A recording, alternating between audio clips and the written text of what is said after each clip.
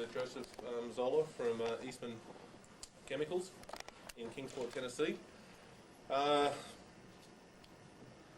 Zoellner's background, he obtained a BS in chemistry from Hofstra University, an MS from up at Purdue University, and a PhD at Virginia Tech, and has been, looks like from that day onwards, employed at Eastman Chemicals down in Kingsport, Tennessee. Looking around here of, I think, relevance to the people around here, he's the author of 25 US patents, with 9 currently pending. That's probably why they keep him at Eastman, I suppose. Through that sort of stuff. And 5 contributed book chapters, and a co-editor of a recent book on acetic acid and its derivatives. Today, Dr. Zoellner will be talking to us about molly-catalyzed carbonylation of ethylene to propionic acid and anhydride. Dr. Zoellner, I'll give you a pointer. I'll help you make your point. Oh my words. Today I'm going to talk to you about the molybdenum catalyzed carbonylation of ethylene, processes for the generation of propionic acid, and hydride and methylpropionate, as already known from the Eastman Chemical Company. Why would we be wanting to look at these products? Well, the end uses for a number of these propionyl products, they are fairly important in the industry. Particularly, they're used, propionic acid, a very big outlet is for grain preservatives. That's the calcium salt. Actually, it's used to preserve chicken feeds. It's used to preserve a lot of cheeses. It's used to preserve a lot of materials. Very useful because odd carboxylic acids, particularly propionic acid, inhibit fungal growth actually quite effectively, while being a completely digestible material. Turns out those funguses can't handle odd carboxylic acids without dire consequences. This also looks to be a feedstock for a new process for methacrylic acid. In fact, this is where we've gotten a lot of our support, was to look at propionyls as a feedstock to make methyl methacrylate by condensation processes. I'm not going to talk about that chemistry. It is chemistry we've done with RTI, the Research Triangle Institute, and DOE, and Bechtel. This is actually a subpart of that whole project. The other thing it's useful for is vinyl propionate, which is a product which is not well distributed right now. Part of that problem is the cost of the propionic acid component. The propionic anhydride is particularly important to Eastman, because propionic anhydride is used to make cellulose propionate. We make a lot of the cellulose propionates. They appear in things like eyeglasses, handles for screwdrivers, things that you need to have a good feel to material so that it feels very comfortable in skin and skin contact, yet to be fairly durable. It's a fairly high-priced polymer based on cellulose. It's also, the propionic anhydride is increasingly important to some of the pharmaceutical industries. We sell a fair amount to pharmaceuticals as an intermediate. The last thing that it's useful for is making methylpropionate. Methylpropionate is coming on as a solvent in Europe, in part due to the fact that it does not look to be like many other volatile organic chemicals. It is not an ozone generator, and may be a viable hydrocarbon solvent you can use in place of many of the ones today that cause problems. Seems to be a big product in Europe in particular. We're interested in all of those uses, and are one of the biggest producers of propionic acid. Therefore, we are obviously very interested in protecting that position, plus in the new downstream uses. What does the existing process look like? Right now, most of the material is made by an indirect process in which ethylene is taken to a hydroformylation to get propionaldehyde, in which the propionaldehyde is subsequently oxidized to propionic acid. Two-step process. There is a nickel-catalyzed carbonylation that is commercial. It's run by BASF, but it is requires a silver-lined reactor. It's very expensive to operate. High pressure, 180 atmospheres, very high temperature, 270 degrees C, and that's not necessarily competitive with the two-step process, or if so, it's marginally because of the high pressures, temperatures, and expensive materials and construction. Any subsequent derivatives, if you want to make the anhydride or you want to make an ester, you have to go ahead and do those as a subsequent reaction. So you need to esterify the material, or you need to react it and do an anhydride exchange in which you run with acetic anhydride, distill out acetic acid, leaving the propionic anhydride behind.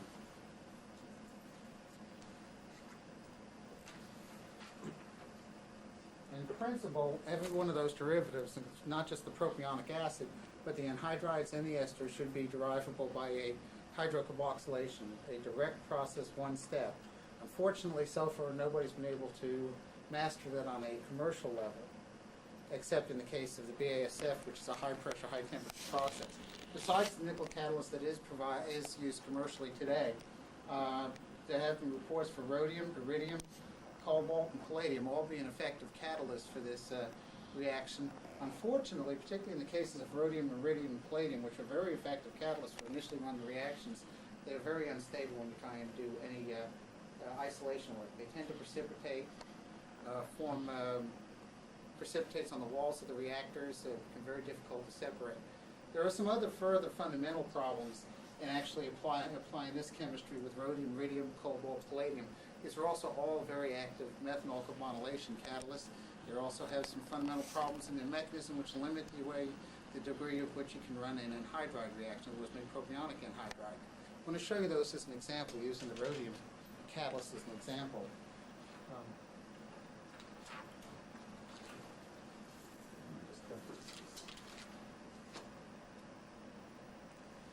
If you take a rhodium catalyst, probably one of the more successful reactions in chemical industry has been the methanol carbonylation using rhodium iodine carbonyl. Those are the same catalysts used for the ethylene carbonylation. Unfortunately, if you want to make a methyl ester, this reaction is very competitive in rate with an ethylene carbonylation. You end up with mixtures. You never end up with a pure product. So when my management asked me to go do this the first time, that's the kind of thing I had to show them really happened. The other thing was that they said, well, why aren't you just using rhodium? Why don't you just go do that? Well, we know rhodium chemistry. Precipitation was a problem. The other thing is all the stabilizers you use in methanol carbonylation for rhodium or iridium turn out to be catalyst poisons for ethylene carbonylation. So everything we knew had to be thrown out as far as how do you keep the darn stuff in solution.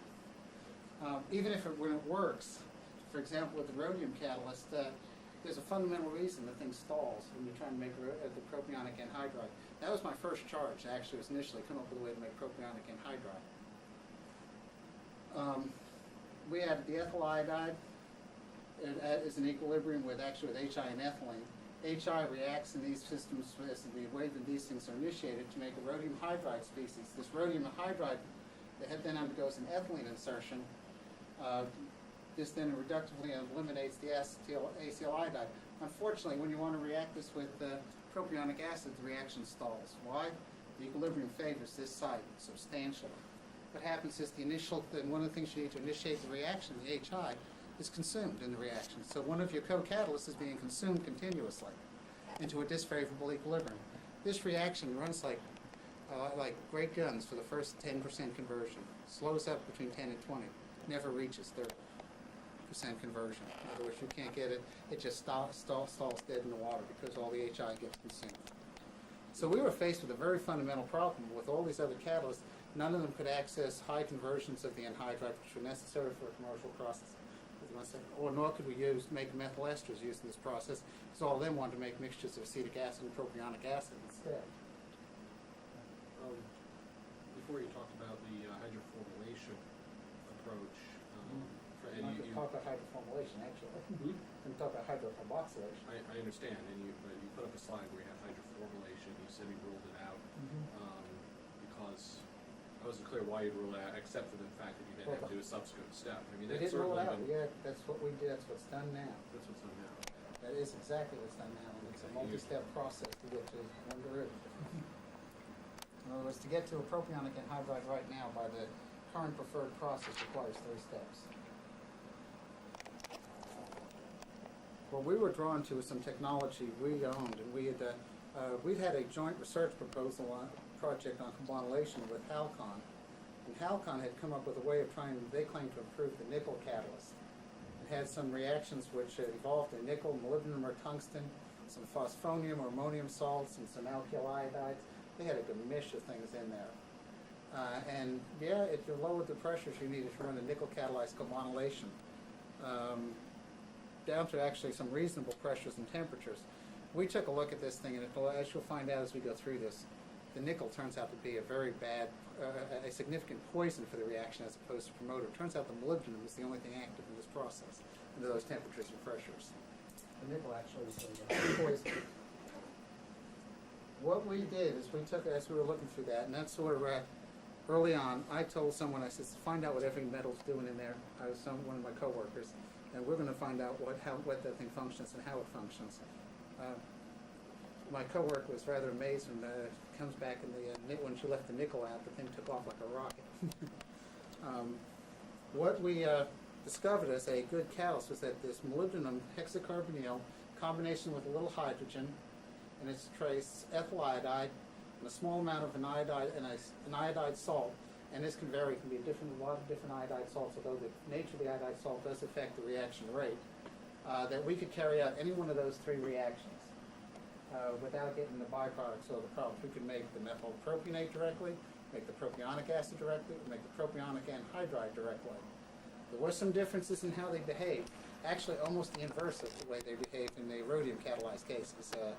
The best cases in the anhydride, followed then by the methyl ester, followed by the acid. But we found out why we can make every one of those run just as fast as the other one if we alter the conditions. We'll talk about that. You'll see how that becomes evident over the course of the talk. What this represents is actually the first example of an efficient chromium group catalyzed carbonylation. These things, chromium group metals, don't do this kind of chemistry, at least not in the past. We haven't seen it. And you'll understand why in a little bit. Optimal conditions, actually now we've reduced these down to about 20 to 30 atmospheres, somewhere between 300 and 450 pounds. The lower the pressure, the better. This is not one of those things, a good old American way of approaching life. Throw more in, it must be better. No, that'll kill this thing dead as a doornail. You want to keep this to a low pressure condition. That's why other people fail to find it. Moderate temperatures, 160 to 180 degrees C. You don't want to go much past 180 degrees C. The thing starts to take off so fast it cannibalizes its own ligands. The turnover frequencies, we've been measuring things up to greater than 240 moles per mole of molybdenum per hour. It's actually mass transfer limited.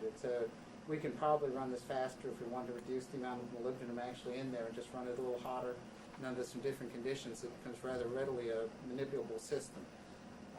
One thing that is important about it, it's not effective for the carbonylation of benzyl, methyl, ethyl alcohols, halides, or esters. Does not do those carbonylations, those classic nucleophilic carbonylations, which is actually important and why it can be used in methyl esters. You can get, under special conditions, a couple turnovers for any of those things, but never more than a couple turnovers. So it's a very slow process for any of those other carbonylations. That's actually important to understanding later a lot about the mechanism, how it works, and also why it's useful.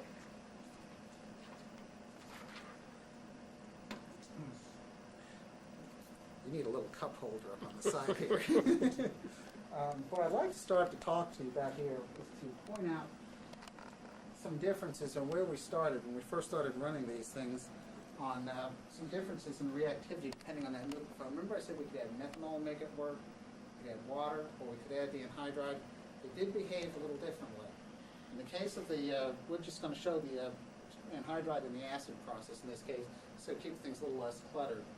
The anhydride process is actually a nice linear process. This is a fun one to study. Everything's nice, behaves sweetly, gives you a linear response with time.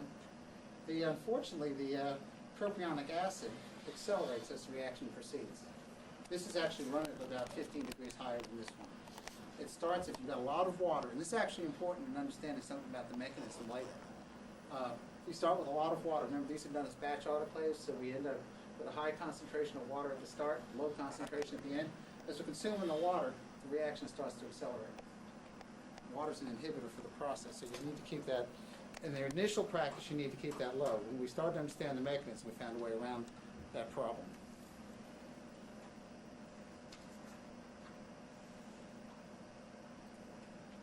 We started what we decided as a way to try and get around some of that problem. Remember what I told you just earlier? We had propionic acid. We also want to make methyl propionate, propionic acid, propionic anhydride, all using the same catalyst. We decided the first thing we need to do is study the one that looked good. This is start at the anhydride level, one that looked the easiest to study to start with. So we did a detailed study on the mechanism for the propionic anhydride, and then used that to improve the other processes later. Here's a typical reaction profile for that process. What we you'll see the propionic acid is added as a solvent at the start, and as a reactant, and it is consumed. Propionic anhydride follows directly, rises in proportion to the amount that the propionic acid drops. The ethyl iodide co-catalyst pretty much stays pretty steady. You'll also notice there's a small amount of ethyl propionate. This really never gets much more than a couple of tenths of a %, but it is formed as a byproduct that needs to be eventually removed. But we do get a little bit of ethyl propionate. Actually, that's the major byproduct in this entire process.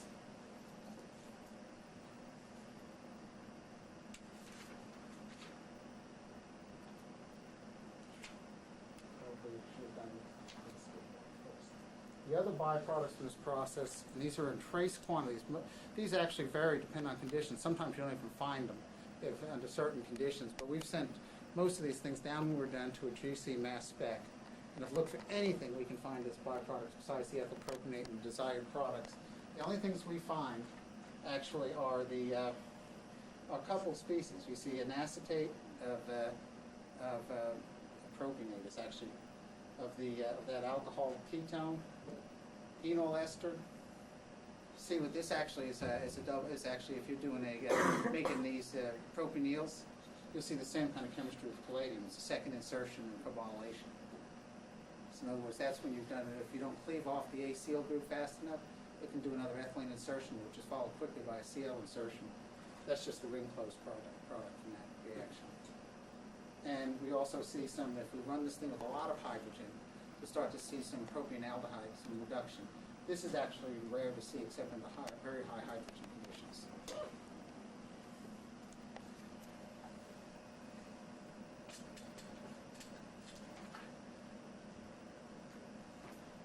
Remember I told you we have two products. I want to also point out that two of those products are directly related. In other words, this ketone, we have this diketone, the alpha beta diketone that was formed. This dimer, actually isolating and finding this dimer is important because it tells you something about the mechanism. So I have to tell you you've got some radical coupling products. But also we understood this reduction. We had actually, from the few companies in the world, probably had this in their library. I'd done this work as part of another project related to acetic anhydride synthesis, and we bothered to go back and look at this reduction with that HI. Actually, this isn't completely imbalanced. It should have two HIs on it. But you actually get those enol esters anytime you've got any HI present in the presence of an anhydride. This reduction can take place. It's actually fairly fast. You do those. We're running this at 160 degrees. You do those at 0 degrees, and they're essentially instantaneous.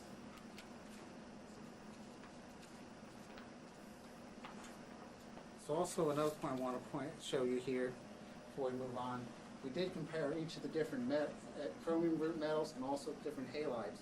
This actually is important, and the most important thing you can come from this is that molybdenum carbonyl is the best carbonyl. Actually, these are in relation to the dissociation energies of the first carbonyl in this system. But the other thing is that there's very little difference between the iodide and the bromide.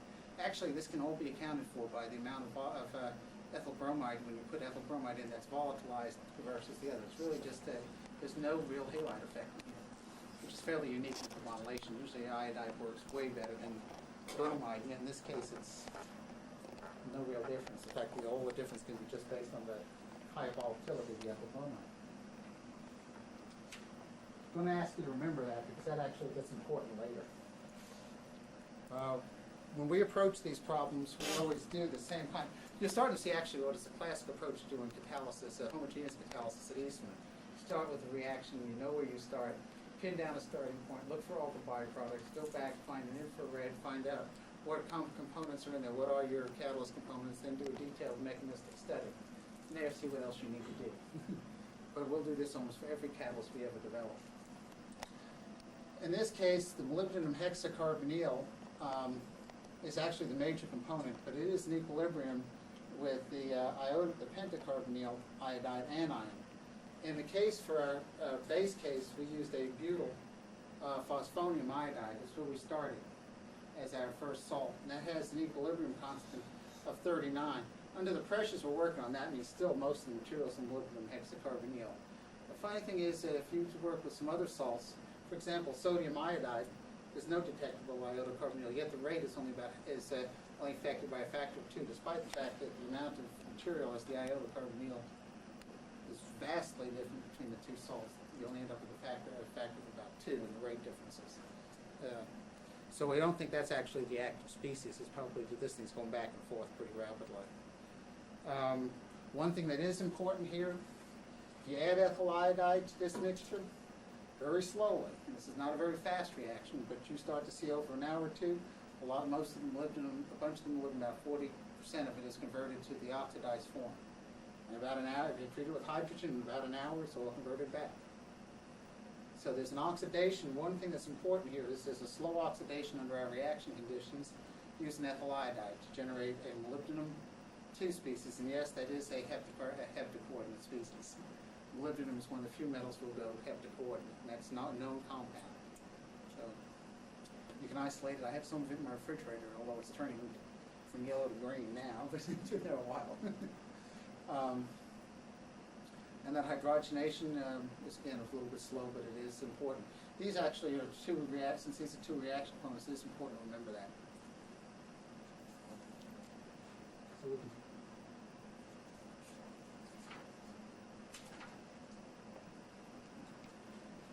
At this stage, I'm going to talk to you a little bit about about kinetics, but I think one of the first places to start is to tell you what we use as a reactor for our kinetics. It's kind of I don't know that anyone else actually is running this kind of a reactor.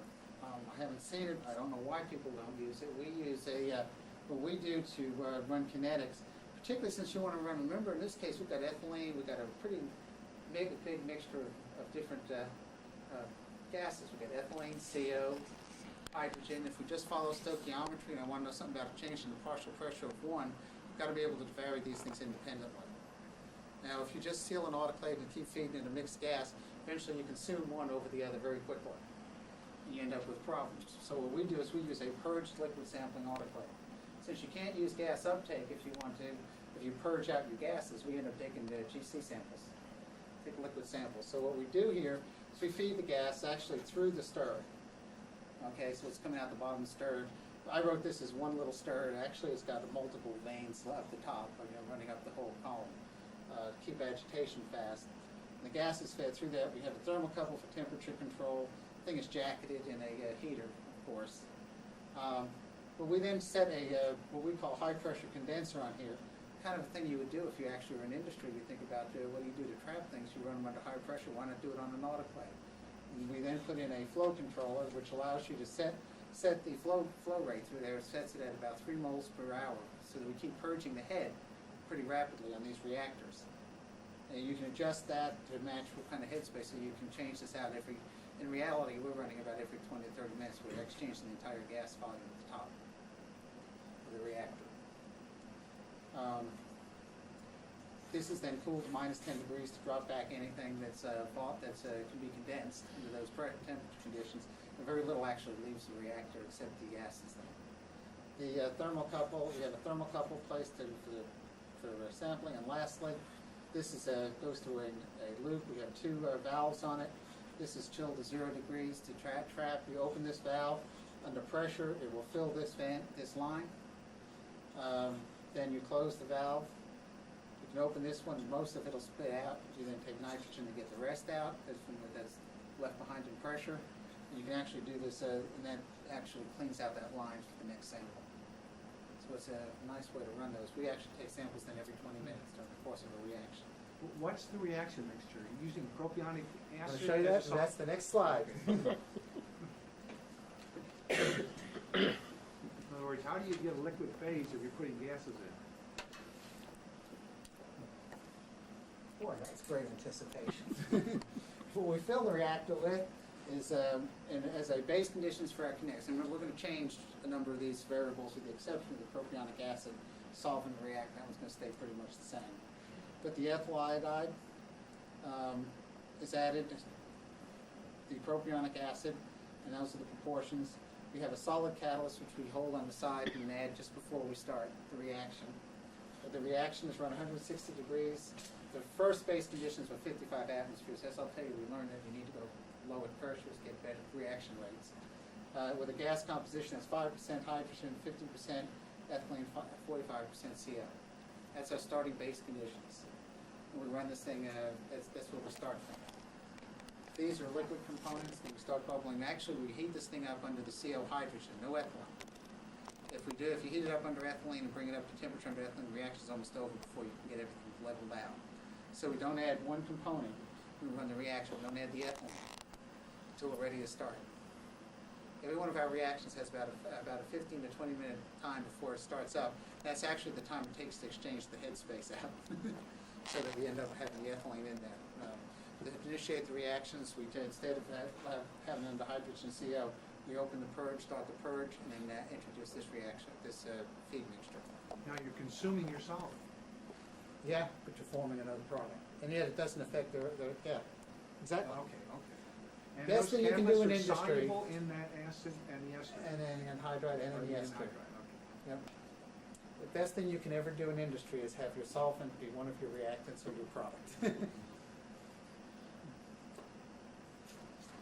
Nothing else to separate them. It can all just be one. And everything that comes back, even at room temperature, is completely soluble. We end up with, when they first come out, they're kind of a little orangey green. They turn green over time, then get really dark black. If you leave them out to get enough air in them, then when they're sitting out on the bench, on the shelf before analysis, they'll gradually turn from green to black. Which is the mildly oxidized. Yep. I'm going to start by telling you then, now that we can independently vary these pressures, we looked at the hydrogen, the ethylene, and the CO pressures and their dependence. Notice with the hydrogen, we said we had to add a little hydrogen. Really only need to add a little. And that actually, as we said, just to keep, you saw earlier in the spectroscopy, that's really just to keep the oxidized species reduced, because the reduced species is what does the chemistry. If you don't do this, you end up with a lot of the material finally being oxidized. So to keep that material, that oxidation, and reverse that, and keep this thing sustained, you add a little hydrogen.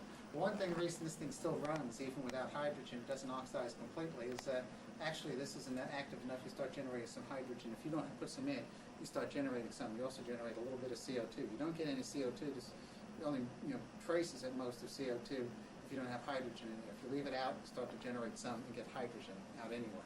This stuff wants to be it will generate some reduction. Will reduce some, get some hydrogen just from the system from the acid. In other words, because moly is an active metal. You've got to remember it's not very active, but it will generate hydrogen spontaneously. But that actually is, once you've got a little bit to stabilize the catalyst, there's no effect. It becomes zero after that little bit. So it's really there just to stabilize the catalyst. There's no effect on the process once it's filled that function. The other one that was really curious, ethylene. Every other ethylene process is first order in ethylene. This one's independent of ethylene. Absolutely no dependence on the ethylene. It doesn't care less. Which I thought was kind of make this thing really look peculiar. That's the first hint something was different.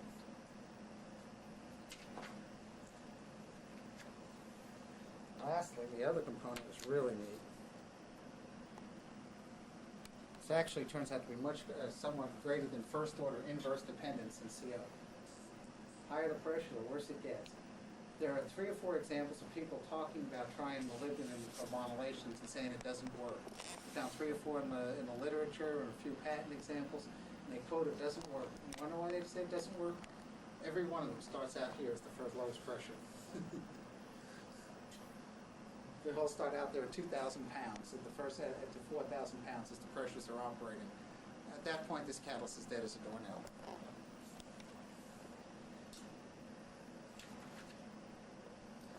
At that point, we started to turn our attention to some of the individual catalyst components. The molybdenum level isn't first order. Actually, if you do the log plots, this turns out to be 0.6 order. That's what that measures as for the molybdenum.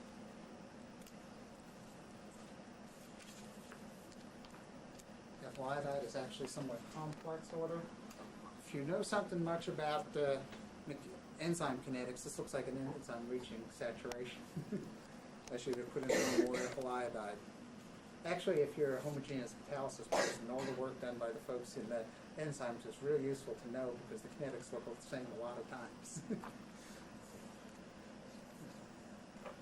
When we tried to do some of the rate plots, treatment time of like that, doing the inverse plots, so this thing really turned out what it fits better than the inverse rate plot is actually it's a half order plot. Actually, if you try and take this thing and just do a log-log plot, it'll tell you it's half order. But the agreement on that thing is really fairly poor for a half order plot. In other words, you don't get a good statistics out of it. You get excellent statistics out of that model, like 0.99 for as an R squared if you just do it as a 1 over the rate versus 1 over the ethyl iodide level. 1 over rate squared to 1 over ethyl iodide. Then you get excellent agreement. It actually turns out it's the only place you can get good agreement with the kinetics. Treating it like an enzyme when it's half ordered. The phosphonium salt that we added is cleanly first order. Even if you leave it completely out, it's almost zero rate, and it's completely linear. And that's a nice first order agreement. Actually, if I were absolutely accurate, it's 0.99, but I'll take that as close enough. One thing we also did at that point when we started to look at the salts is what would happen if we had different cations. Now, I wrote this as different cations. All of the pyridine salts, anything that's a mono amine or monophosphine in these systems is completely alkylated in the reaction mixture before we ever do the catalysis. In other words, they'll alkylate with the ethyl iodide. So they're just precursors to the salt. Some of the diphosphines, when we look back at those at the end of the reaction mixture, even in the course of the reaction, are generally monoalkylated. So there's still one free phosphine in those. But we tried this whole host. You notice there's I'll be careful to say, I say there's a range for these phosphonium salts. It's not really that wide. It's really only a factor of 2 to 3 across the spectrum of iodized salts. There are some other things we looked at, like phosphonium oxide, trying to throw arsines in there, which are real slow, and things that don't alkylate well, that are real slow. Actually, those that don't form salts will actually turn out to be the worst catalysts. And in the case of the amines. One thing that is important, if you notice, remember I said with sodium iodide versus a tetrabutyl, you'll see this is only roughly, the rate isn't even halved. And if you look back at what we saw as in the spectroscopy, there was orders of magnitude more ammonia out of the anion, which means it can't be active. We only see a twofold decrease as we go to sodium iodide, yet we see almost 2 orders of magnitude higher levels. We could have detected an equilibrium constant as low as about 0.03. So this is at least 2 orders of magnitude less as the molybdenum iodo carbonyl between these two, and yet they only showed a difference in rate of 2, so it had to be another step. It couldn't have just been, the iodide dependence couldn't be on that, just due to that initial equilibrium between the 2 zero-valent molybdenum species. Of course, one thing that is mandatory, I could show you the Arrhenius plot as well. It looks every bit as good. One should not get so lucky in running temperature-dependent studies. These usually don't run that well, but this gave us actually some very informative information. It told us what the rate limiting step is. Because once you take the activation parameters from that,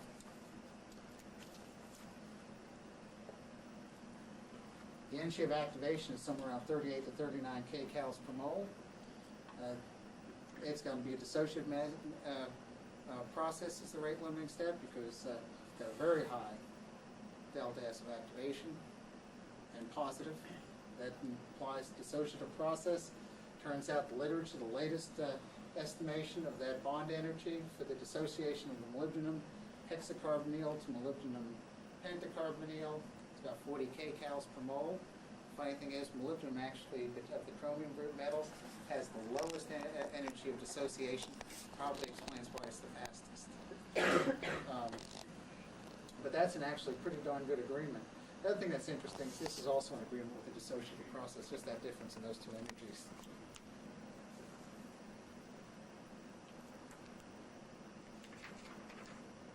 Now I'm going to tell you at this point we stopped to make some evaluations.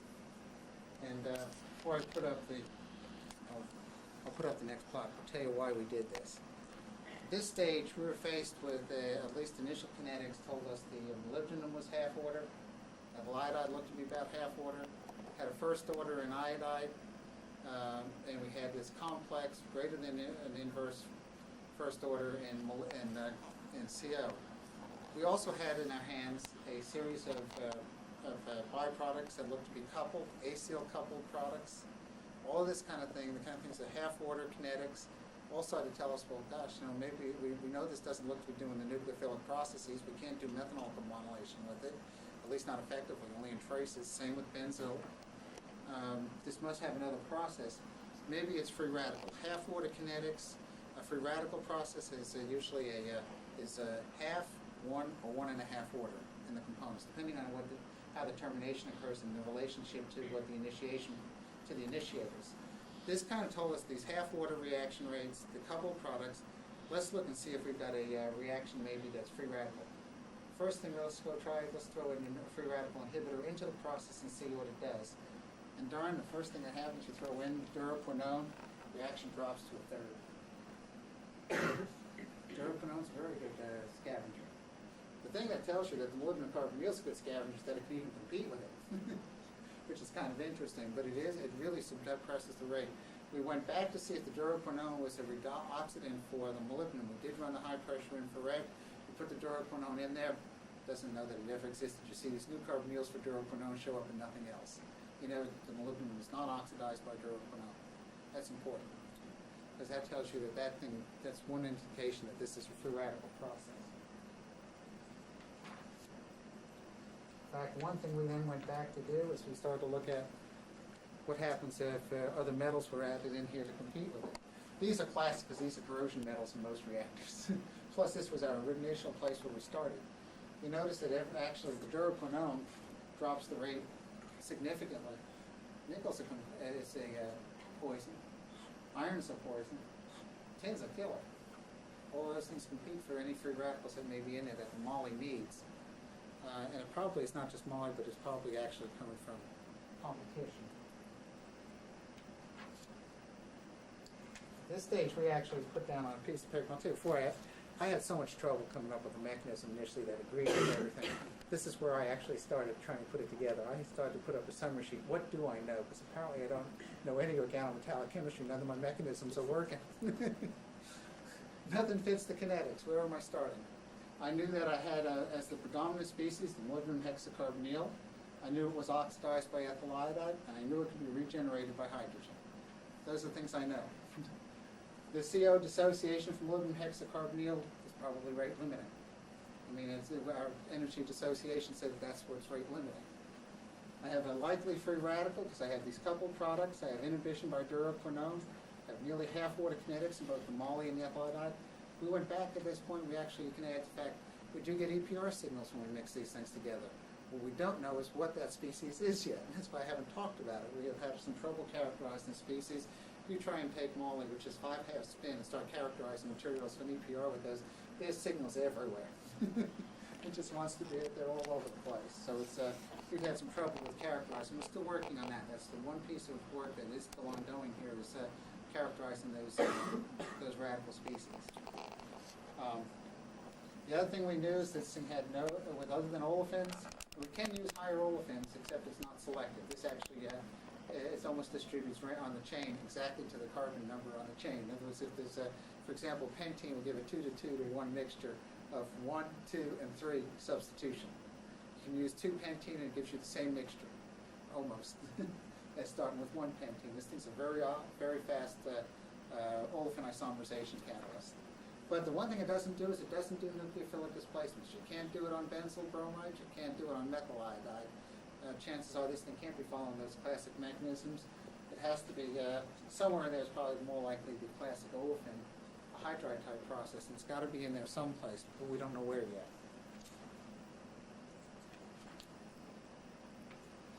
kinetics are very valuable and starting to clarify. That was just from all the other observations. You can start to look at the half order in ethyl iodide and molybdenum. But this starts to, if you go back to the organic literature and look how they did all the mechanisms for free radical processes, they give you extremely good models for these things. We know that the reaction is probably a bimolecular reaction of ethyl iodide and a moly species to initiate it, most likely. This is all by doing analogs to the organic type literature for free radical processes. Chain termination involves a subsequently formed radical. Actually, I'm losing a letter here, but those formed initially, if they were formed initially, if it was either the moly species or the species from the ethyl group that I formed initially that were involved in the termination step, it would be 1 or 3 halves order. No, we see half order, so these things have to be doing something subsequently. Tells you got to put that in there. CO dependence is greater than inverse first order. The CO must inhibit the initial reaction. In fact, we already got a good hint from that from the Rayland from doing all of the iron plots.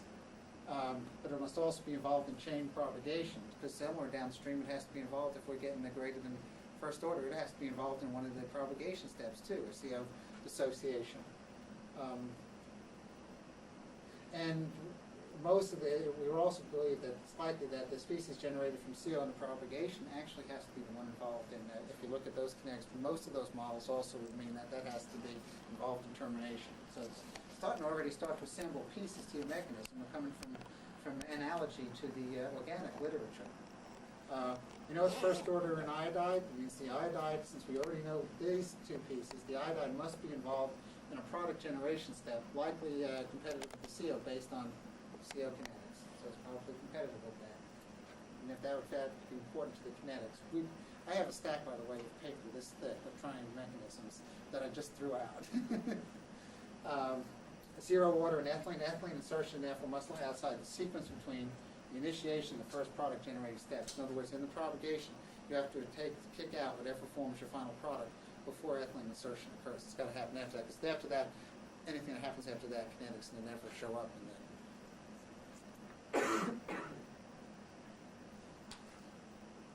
We also can go back to the literature. Something always good to do, by the way. We did this actually fairly early. One thing that is known is that these species, that if you get odd electron species, these molybdenum compounds are very good at extracting halide. This is extremely fast, by the way, but these still, remember, these molybdenum species here, chromium, molybdenum, tungsten, are already oxidized once. Let's go back, and so these are molybdenum 1 species here. Let's go back and look also at what's really a classic experiment. Go back to the work of O'Connor and Riley on molybdenum 0-valent. This is done at room temperature. They actually have done this with where RX. Actually, this is a benzyl iodide, or benzyl bromide. So they're working with benzyl bromide complexes to do this. This is actually right now is the best known example of an outer-sphere electron transfer process for doing oxidation. It was oxidative addition. It's oxidative addition actually of the halide. The actual product from the organic part here is bibenzyl. In other words, a coupling of benzyl radicals. It's a radical transfer process. It forms a radical anion, accepts electron. This is actually stable enough to be observed by ESIR. The BF and the salt was already known, so people could actually compare it to a known compound, which was generated electrochemically. This reaction, if you make a radical anion, these things split. Right? It's almost diffusion. These things very quickly split if you reduce the halide. Reduce the halide plus get the radical. The molybdenum 1 is also reactive. It's more reactive than the initially formed molybdenum 1, molybdenum 0. This is actually a faster reaction. You can observe it, but it's in transition. As this is a faster reaction, if we've taken off the second halide, generated a molybdenum 2 species, a halide, another radical, and what they observe, since they use benzyl bromide, they observe almost quantitative reactions of making benzyl bromide. Incidentally, when we do our catalysis, trying to use benzyl bromide as a catalyst, as a initiator, in other words, in place of ethyl iodide, try and do benzyl alcohol, benzyl acetate, that's what our product is, bibenzyl. And it's the benzyl bromide that goes and does that. We don't see anything happening to that compound. what we came up with is a mechanism to fit this, and I've done this to show as many of the details in there as I can, comes from a comparison to using the literature, this electron transfer, using some of those concepts, coming to make everything fit the kinetics. Like I said, I have stacks of paper trying to come up with alternatives. But what we propose is happening here is that the initiation occurs through the carbonyl dissociation, which is consistent with the rate-limiting step. In fact, if you look at a free radical process, the rate-limiting step is almost always the heterolytic cleavage of the bond. In other words, to make two radicals in organic chemistry. But rate-determining steps are how long you keep that chain alive. So, and that's what we're going to see here. This dissociation is critical to start, and actually that's why it's inhibited by CO primarily. The ethyl iodide now has access to the molybdenum. We don't believe this is out as field like in the phosphine complex. I believe this is probably an inner-sphere electron transfer process. I'll tell you a little bit why later. Forms the ethyl radical. This compound itself is not known. Its dimer is. And it's one of the characteristics of these 17-electron molybdenum species. They want to dimerize quickly. But the monomer of this is known. The chromium analog is actually stable and can be stored as the chromium analog can be stored in a bottle in this long-lived radical you can put in a solution and leave out. Take NMR, EPR. This is then reacts with the second ethyl iodide, probably like in the literature. This is probably faster. The second abstraction gets you to a molybdenum-2 species. This is not the compound we observe. We see the iodide displacement on this compound. Is what we see as the actual molybdenum-2 species. That's the source of the oxidation. Molybdenum, one thing that these metal carbonyls are good at, metal carbonyls are good radical scavengers. A great way to get put some things in scavenge radicals when you're trying to do a radical process, throw metals in. Whether this is actually a direct attachment to molybdenum or whether it attacks the carbonyl, we really can't be sure for now. We do know you probably make the ACL. That's your initiation process. I actually look at it, you can say it's initiation, catalyst generation, if you want to think of it as a catalyst person, because the active catalyst is really this odd electron species, this molybdenum, the 17-electron species. The acyl, of course, can't form any product, so there's nothing for it to eliminate until there's an iodide displacement, accounting for the first order kinetics in iodide. Once you form the iodo-carbonyl, and it's possible this could be a 19-electron system just associated, but I think it's based on the fact that we've got a secondary CO inhibition, I believe it's got to dissociate before it can collapse. This acyl iodide complex then eliminates the acyl iodide. This is actually classic to almost all chemistry to use an iodide, is that you eliminate an acyl iodide, which then goes to reactions. But that's the product forming step. Now, this is important because that's really, once that's kicked out, the product forms by reaction with the acid, which this HI is then consumed in the next step. You can see it's sort of consumed in the same process. We don't generate HI in this process. We're actually consume it back up. The molybdenum then has to pick up another CO. This compound, by the way, is known. It's not particularly stable. It wants to dimerize very rapidly, and it'll even pick a proton off. It's supposedly very basic. They claim it'll pick a proton off of THF, run it in low temperature where they generate this material. I'm not so sure it's not that to the radical, that it may just be a radical sucking off, doing a radical reaction as opposed to it being a protonation. But nonetheless, I think when there is proton around, like we have all the free carboxylic acid, plus we've got HI, this can now pick up a proton. Then it does really, this is classic chemistry, hydride chemistry for doing ethylene insertion. Ethylene association, CO insertion. Now guess what? You're back up to the same spot you started. You've done your propagation. You've gone through all the steps. It's propagation. What's important here is by going to a 17-electron system, one classic thing about molybdenum complexes, they are usually inert, except if you get an odd electron in there. If you can make this thing a 17-electron system, the rate of the ligand exchanges is often diffusion controlled, which is the kind of thing you need to get catalysis to run. By getting this darn thing reduced once, you now made it a 17-electron system. The transition from 17 to 19 electron is very rapid and associates, and these things tend to do ligand exchanges by association and then rapidly dissociate, avoiding it back down to 17. It's never happy. It never reaches 18 electron until it dimerizes. In fact, what we believe is the termination step is that this acyl pentacarbonyl molybdenum dimerizes, finally forms an intermediate dimer, in which then you have an elimination. It could also be due to, from a ligand exchange. We can't define exactly whether it's a ligand exchange or formation of a dimer and then the two organic radicals essentially coupling and falling off. But we do know we obtain the acyl radicals out of this, and we see those coupled products. That's our other major byproduct besides the ethyl propionate, which comes from acid catalyzed addition to ethylene. That's the other byproduct right there. Catalyst regeneration, we already told you, hydrogen takes the molybdenum 2 back to molybdenum 0. That actually, if we do work out the kinetic expression for that reaction, let's ask how that's going to compare. Well, it looks complicated, but that's the rate expression when you do steady state approximation. Let's look at what your expected rate from this would be. And ethylene should be 0 order when you worked out the kinetics. You get essentially 0 order. CO would be somewhere between 1 and 1.5. Could be even a little lower. What do we see? We see about 1.2 inverse. We're in that same ballpark. Iodide should be first order on that, based on that mechanism. It's first order. An observation. Molybdenum hexacarbonyl should be about half order, about 0.6.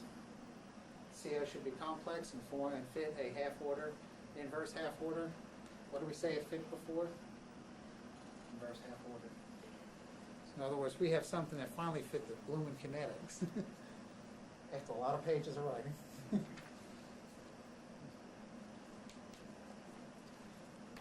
Told you I'd also talk to you a little bit about the nature of the halide addition process. In other words, the point where we have told you this would be an inner-sphere electron transfer. The reason we believe this, we've got to be careful. We cannot make this as a conclusive argument because some things that can happen. We have iodide involved in several steps, and we could just be affecting those equilibria as we change by going from a halide to a bromide. These things may balance out, but what is implied is by that small halide effect, that would imply that this is an electron transfer process, and I think that's true, and there's no doubt about that part.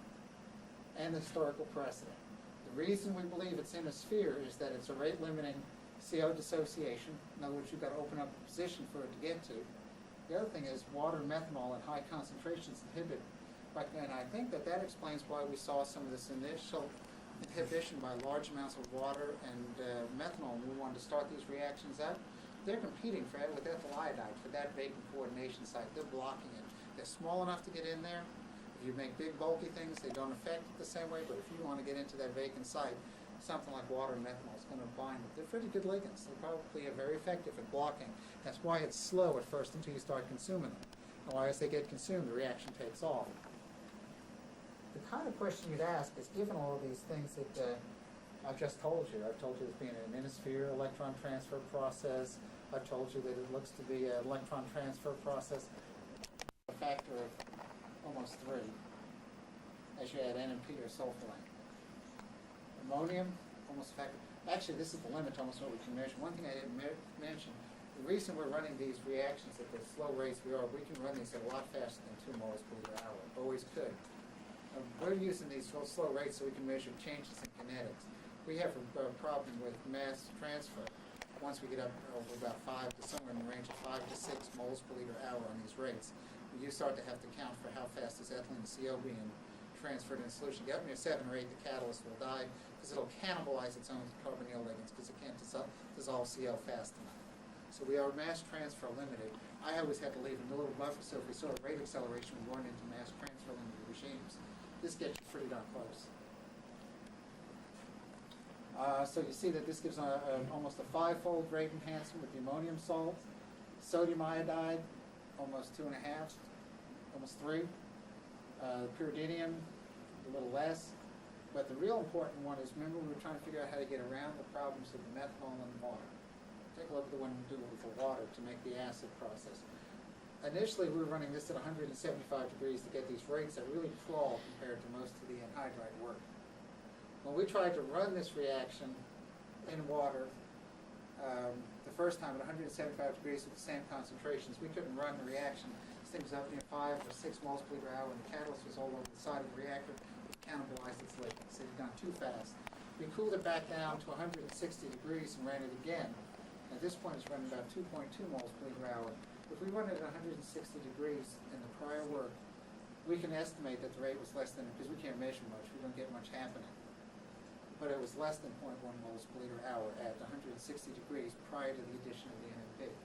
In other words, we did a mechanism here, figured out what the mechanism was telling us, figured out where we were going, and told us exactly what the first thing to do to make this thing run faster, how to solve our problem with the water and methanol. It came out just actually, it fell out of doing the mechanistic work. We went back and said, what changes that? If that's the mechanism, what makes it work better? And it gave you a particular ability.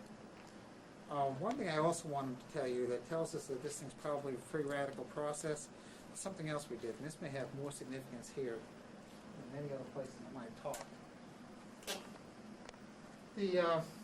Remember I said this thing does not do carbonylations or benzyl bromides.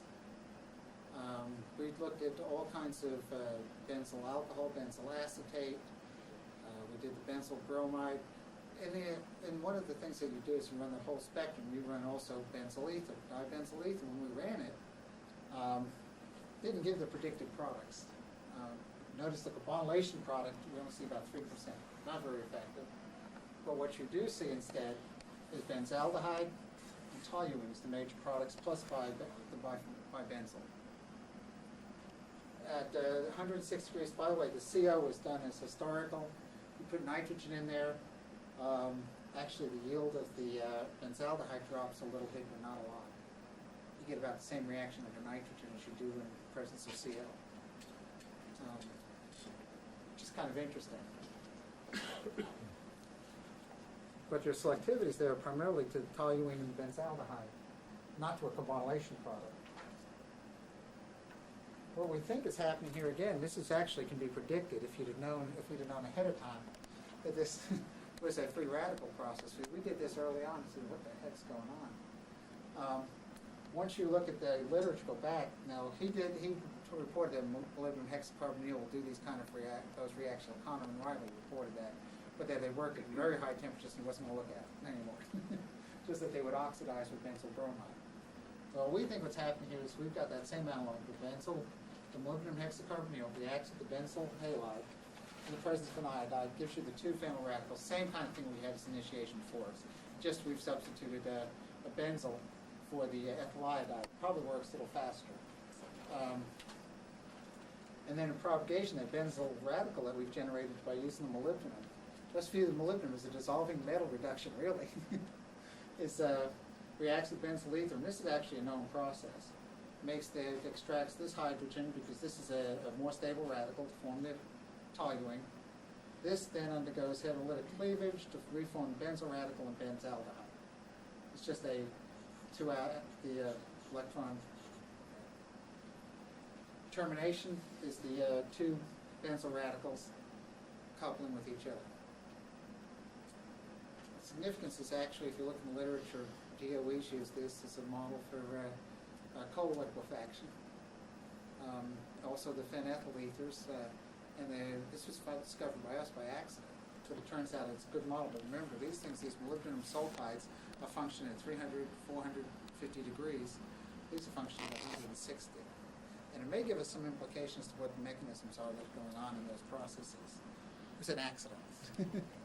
But it also is further indication that this is a free radical process, because we can not only take this molybdenum catalyst to make the ethylene carbonylation work, make it effective, we can now also use that mechanism to predict a way to affect the reaction mixture and get a better product rates and better product distribution.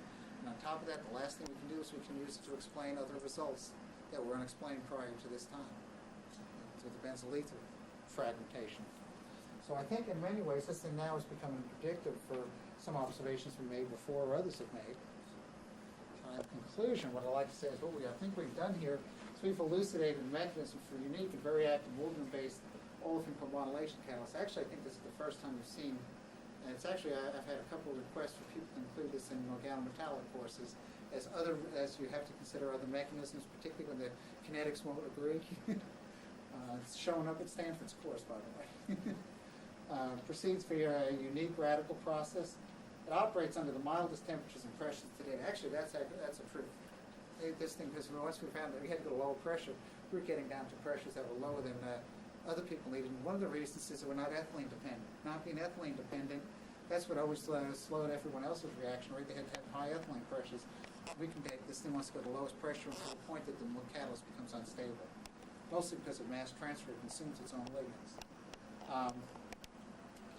And we've also used the mechanistic study to both improve the catalyst and explain additional chemical observations and things that were inexplicable before.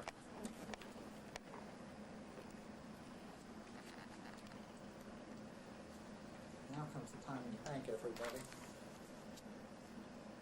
Financial support, I'd like to thank Eastman Chemical Company both for letting me come and give the talk, and supporting that, and the U.S. Department of Energy. This actually came from they were the major funding organization for the mechanistic work. We had developed and found the catalyst before that. The mechanistic support was 80-20 between, Eastman actually it's a joint project with Bechtel and RTI. We did the condensation as well. And Eastman put up 20%, actually it was 30 to 40% of the money in the end to make everything work. Technical support, Regina Monsieur, a fantastic technician. Elizabeth Blakely, who worked with me early on in the process when we were first discovering the catalyst. Todd Dixon and Norman Buchanan, who split the work on and Christy Ramming, who've done some of the high pressure infrared work. They've each done 4 or 5 experiments and then they moved on. But each of them contributed to the high pressure infrared work. I'd like to thank you for your attention. Do we have any questions? Yeah, I just want to make a philosophical point. You've said many times that this is a unique free radical process different from all the other processes, and Particularly if you're doing carbonylation chemistry. It's true in a way, but if you look at the fundamental bond forming steps, you have a metal hydride that inserts into ethylene, you then insert CO into the carbon metal bond, and then iodide adds and get a reductive elimination. So in those key bond forming steps, they're the same organometallic reactions that occur in every other mechanism. What's different here is the catalyst generation and the fact that the catalyst is hot by virtue of its being a radical. That's right. So in some ways it's a unique free radical process, but in other ways the mechanisms are the same sort of reactions that we've all seen in all the other. But it does lead to very different kinetics than the standard ethylene process. Of course, and it's useful, unlike the others. Good comment, actually. That's a good way. I've always tried to find a good way to put it, and that's a better way to put it. Any other questions? Gotta be questions. You showed pyridine was a great complexing material, but the dipyridyl was not. Why? Was the insolubility of the material in the I'm not sure. Actually, it may be that it may be too good a ligand. It may actually not. See, we were doing these when we were first screening. We did a bunch of these. I mean, this was early on. And I don't know. I really don't know why the bipyridyl doesn't work. It just doesn't work. No, don't know that. Not a satisfying answer, but it's the truth.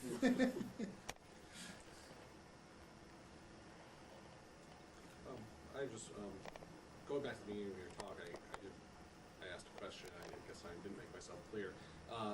When you put up the existing hydroformylation catalysts, there are hydroformylation catalysts out there being used now that proceed under much milder temperatures and conditions than you had on your slide there. The commercial catalysts still function about those temperatures. They're not high pressures. I mean, they're not fantastically high pressures. Or temperatures. Or temperatures. But they are functioning generally in the range of about 90 degrees. Right, but not 170 or 200. I mean, That's not what I put up, I don't believe. you mean the hydroformylation, I mean, the rhodium catalyzed hydroformylation of propylene is Fairly mild conditions. I fairly didn't mild put- conditions, right? The only thing I put up there is the conditions was for the direct one. I didn't put them up for the hydroformylation.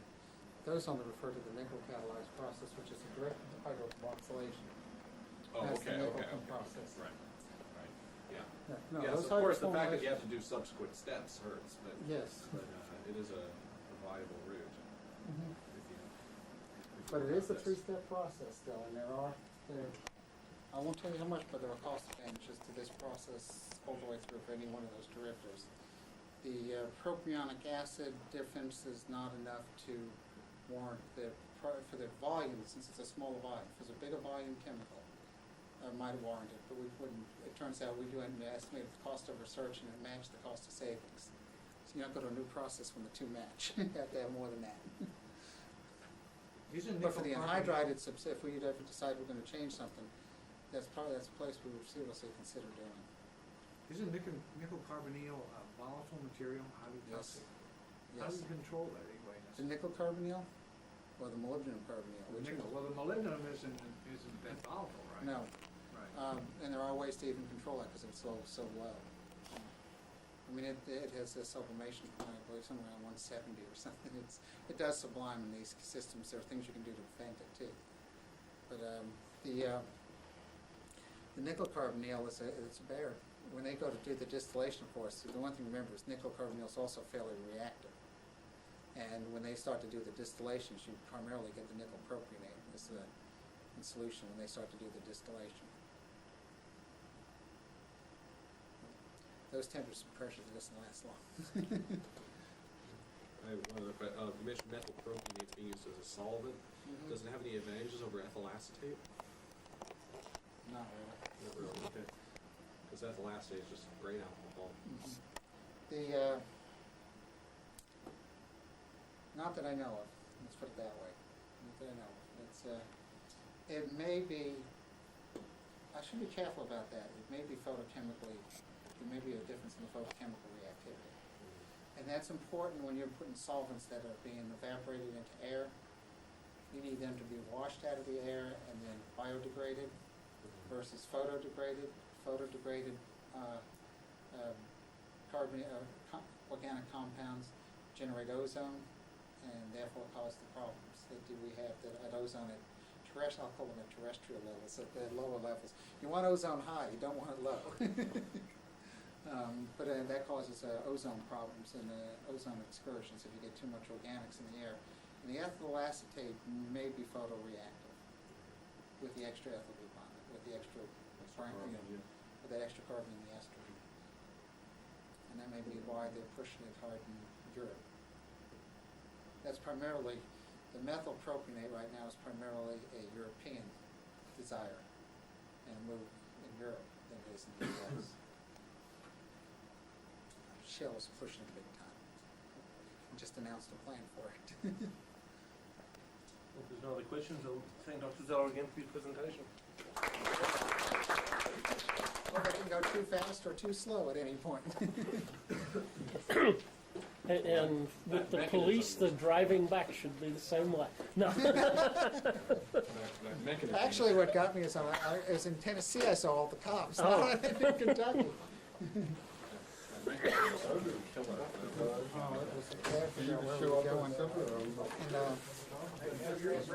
It was by going back and looking, see the literature didn't have it, but a couple of. You're translating things now? I mean, it People wasn't don't do demonstrated. organic alchemy tests. I mean, it's rare. Bergman does it. Oh, I thought you had a dictionary there. And you were, And people in industry do it. oh.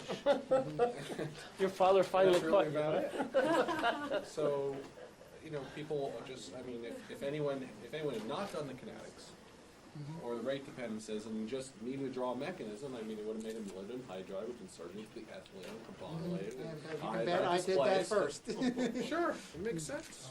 And that is